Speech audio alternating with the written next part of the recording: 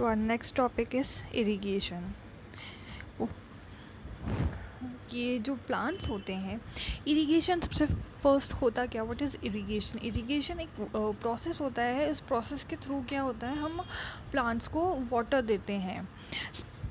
Water जो plants जो है, प्लांट्स के अंदर contain nearly 90% of water. Plants में क्या है, 90% तक वाटर होता है. Water is essential because germination of seed does not take place under dry conditions. जो प्लांट्स होते हैं उनकी जो ग्रोथ है वो without nutrient and without water it can't be possible. So हम प्लांट्स को वाटर देते हैं, और ये जो वाटरिंग करते हैं हम प्लांट्स की, ये डिफरेंट तरीके की होती है, डिफरेंट टाइप्स होते हैं. सो जो वाटरिंग है, जो इरिगेशन मेथड है, उसकी वजह से क्या होता है, जो प्लांट्स का जो मॉइस्चर है, जो सॉइल का मॉइस्चर है, वो बना रहता है, जिससे कि जो क्रॉप है हमारा वो हेल्दी ग्रो करता है. सो इरिगेशन बेसिकली होता क्या है कि वाटर करना, to water to crops at regular intervals. मतलब रेगुलर इंटरवल्स के अंदर थोड़ी थोड़ी जगह पे, थोड़ी थोड़ी डिस्टेंस के अंदर वाटरिंग करना प्लांट्स की. Okay. The time and frequency of irrigation varies from crop to crop, soil to soil and season to season. Means जो इरिगेशन होता है वो हर एक क्रॉप के लिए अलग अलग होता है, हर एक सॉइल के लिए अलग अलग होता है, एंड हर एक सीज़न के लिए डिफरेंट होगा. मीन्स कि हमें समर्स के अंदर हमें प्लांट्स को ज़्यादा नीड होती है वाटर की रादर दैन विंटर्स. ओके.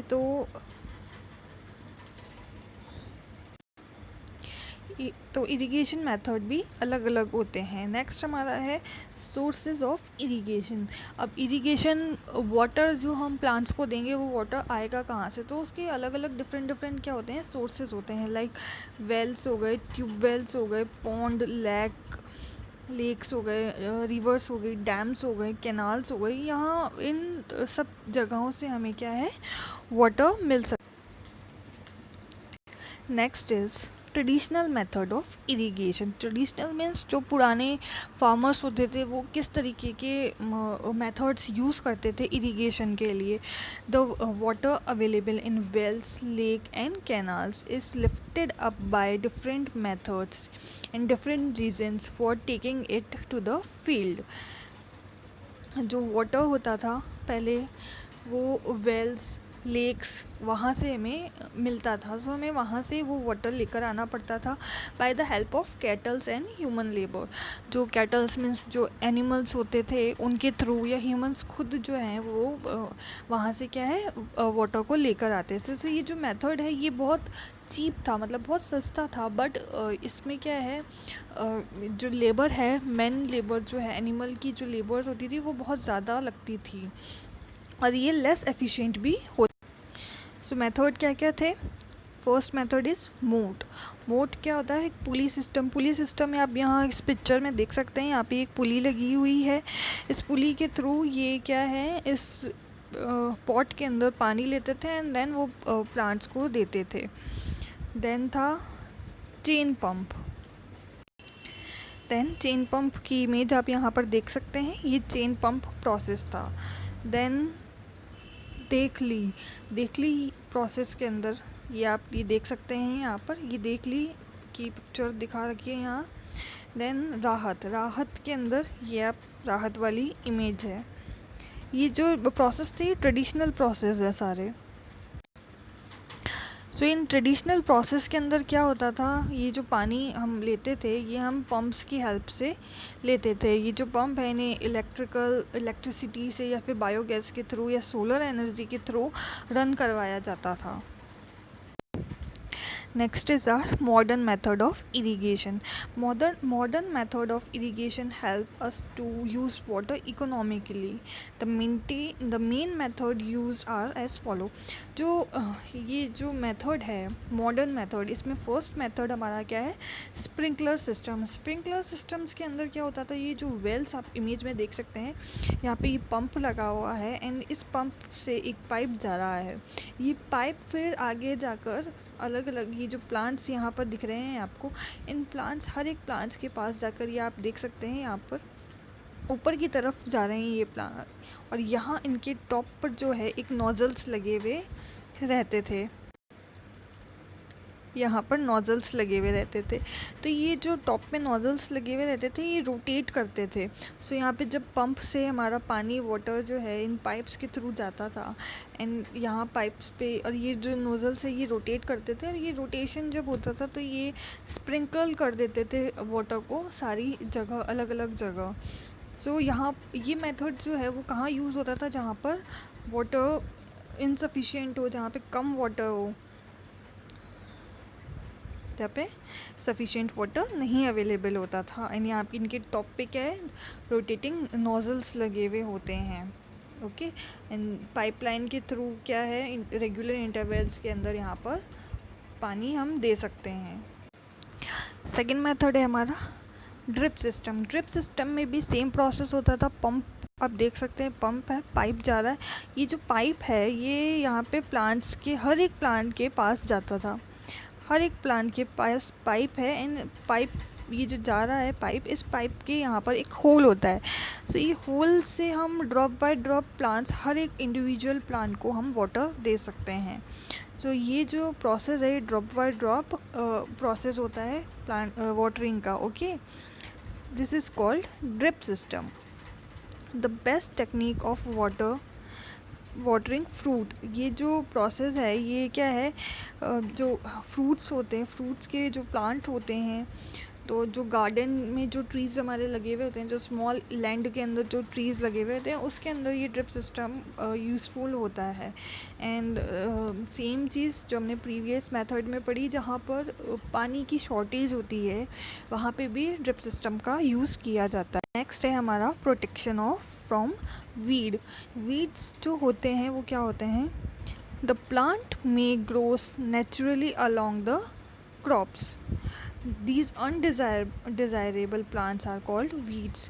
जो वीड होती हैं वो क्या होते हैं, अनडिज़ायरेबल प्लांट्स होते हैं, लाइक वो यूज़फुल नहीं होते हैं हमारे लिए, हमें कुछ भी उनसे मिलता नहीं है, वो अनवांटेड प्लांट्स होते हैं, तो हम उन्हें क्या कहते हैं, वीड्स कहते हैं। अब जो वीड्स होते हैं ये भी जो हमारे क्रॉप्स होते हैं उनके लिए हार्मफुल होते हैं, सो इन्हें भी रिमूव किया जाता है। सो इनके रिमूवल का जो प्रोसेस होता है कि इन्हें किस तरीके से रिमूव किया जाता है, उसे हम क्या कहते हैं, वीडिंग कहते हैं।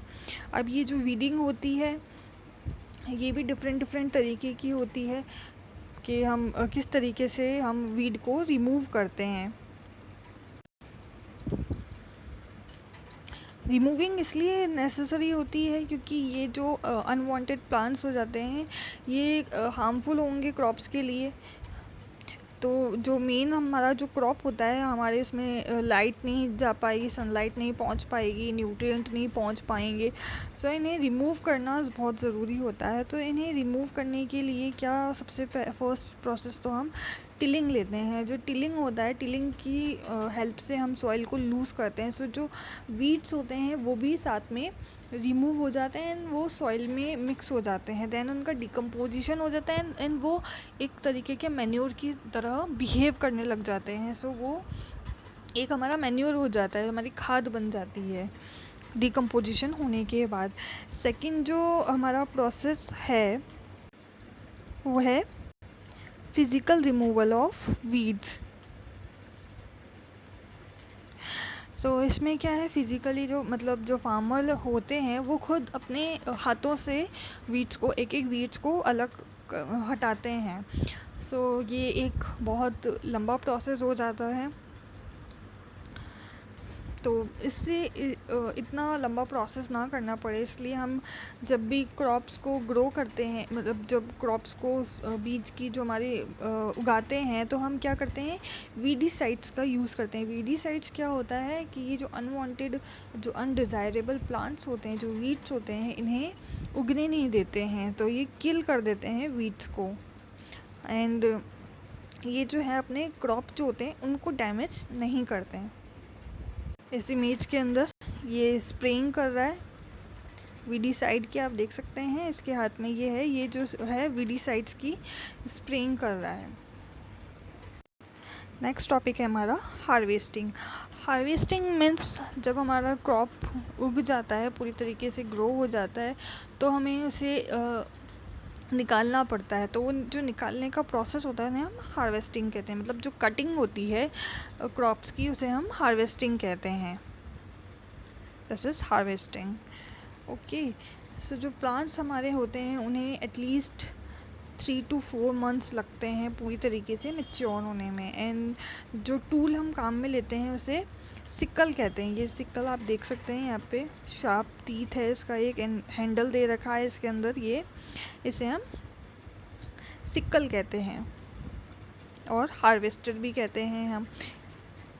हार्वेस्टिंग टूल है ये एक। ओके, सो ये टूल जो है हमारा कटिंग के काम आता है। कई क्रॉप्स हमारे ऐसे भी होते हैं जिनमें सीड्स होते हैं, तो वो जो कटिंग के टाइम ही सीड्स का भी रिमूवल हो जाता है। तो उसके लिए हम एक मशीन यूज़ करते हैं, उसे हम कंबाइन कहते हैं। ये जो कंबाइन आप देख सकते हैं यहाँ पे, ये मशीन है। इससे क्या होता है, जब हम प्लांट्स को कटिंग करते हैं तो उसके साथ ही साथ हम सीड्स भी जो उसमें प्रेजेंट होते हैं उसका भी रिमूवल हो जाता है। ये मशीन है, कंबाइन मशीन कहलाती है। एंड ये जो प्रोसेस होता है सीड्स अलग करने का, उसे थ्रैशिंग कहते हैं। जिन फार्मर्स के पास जो है स्मॉल लैंड्स होते हैं, वो क्या करते हैं, इस मशीन का यूज़ करते हैं। इसे क्या कहते हैं, विनोइंग मशीन। इसके अंदर क्या है, हम जिन फार्मर्स के पास छोटा लैंड होता है, सो कम क्रॉप वो उगाते हैं, सो उसके लिए ये यूज़फुल है। देन आता है हमारा स्टोरेज। स्टोरेज में हम क्या है, हमने सारा प्रोसेस कर लिया, कटिंग कर ली, देन हम उसे स्टोर करते हैं। तो स्टोर करने के लिए हम क्या करेंगे कि सबसे पहले हम क्या देखेंगे कि ये मॉइस्चर फ्री हो, इंसेक्ट्स फ्री हो, रेट्स नहीं हो, वहाँ पे माइक्रो ऑर्गेनिज्म नहीं हो, जिससे कि जो हमारा क्रॉप है वो हमारा डैमेज नहीं हो, उसे वो सेफ़ रहे। सो उसके लिए हमें स्टोरेज करना ज़रूरी है।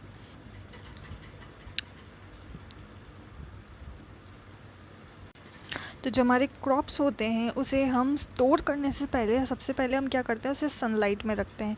तो हम उसे अगर सनलाइट में रखेंगे तो जितना भी मॉइस्चर होता है प्रेजेंट उन क्रॉप्स के अंदर, वो मॉइस्चर रिमूव हो जाता है। तो जब मॉइस्चर नहीं रहेगा तो जो इंसेक्ट्स होते हैं, बैक्टीरियाज होते हैं, वो भी नहीं होंगे। जो लार्ज स्टोरेज होता है ग्रेन्स का, उन्हें हम कैसे करते हैं, सिलोज के अंदर एंड ग्रेनरीज़ के अंदर हम उनकी हेल्प से हम प्रोटेक्ट करते हैं। सो ये प्रोटेक्शन के लिए हम क्या करते हैं, बैग्स यूज़ करते हैं, मेटालिक्स बिन यूज़ करते हैं, ताकि वो इंसेक्ट्स या माइक्रो ऑर्गेनिजम्स नहीं हो पाए उनके अंदर। एंड हम ड्राइड नीम लीव्स की भी हम यूज़ करते हैं उनके अंदर।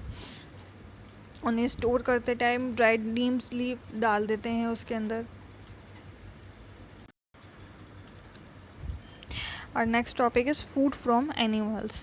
तो अभी तक हमने फूड फ्रॉम प्लांट्स पढ़ा था कि हमें प्लांट्स से किस तरीके से हमें फूड मिलता है। सिमिलरली हमें एनिमल्स से भी फूड मिलता है। ओके, जो एनिमल्स होते हैं, एनिमल्स से भी हमें फूड मिलता है। लाइक जो कई लोग जो है कोस्टल एरिया के अंदर रहते हैं, कोस्टल एरिया के अंदर तो वो फ़िश है, फ़िश को खाते हैं। सो ये भी एक तरीके का एनिमल के थ्रू फूड हुआ। एंड जो हमारे काऊ होती है उससे हमें मिल्क मिलता है। सो ये जो एनिमल्स हैं इनसे भी हमें फूड मिलता है। सो इन जिस तरीके से प्लांट से फूड करने के अलग अलग प्रोसेस होते हैं, लाइक पहले हमने सोइंग करी, इरिगेशन किया, डिफरेंट प्रोसेस यूज़ में लिए। सो उसी तरीके से एनिमल से भी हमें फूड जो मिलता है उसके लिए भी हमारे डिफरेंट स्टेप्स होते हैं।